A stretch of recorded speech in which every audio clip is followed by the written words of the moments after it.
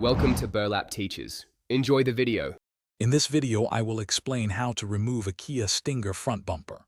First, ensure you have the right tools, like a plastic trim removal tool and a 10mm socket. For safety, always disconnect the negative battery terminal using a 12mm wrench before starting any electrical work. Begin by removing the 5 plastic clips located on the radiator upper cover at the top of the bumper. This is your first step towards freeing the bumper. Next, you'll need to address the undercarriage.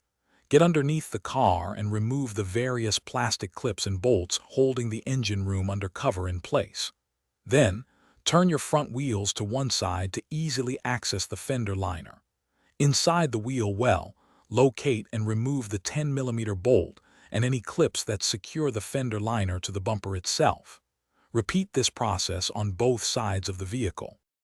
With the undercarriage and fender liners loosened, it's time to tackle the sides and grille. Gently pull the bumper's sides outward, starting from the wheel well, to release the hidden retaining clips. Be patient and avoid excessive force.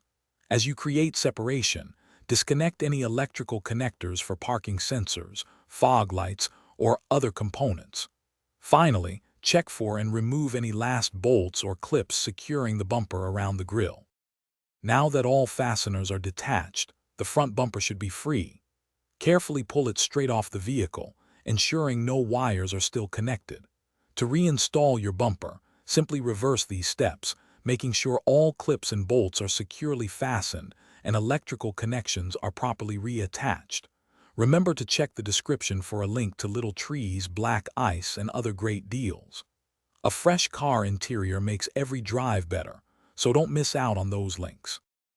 Thanks for watching. Consider subscribing if this video helped you.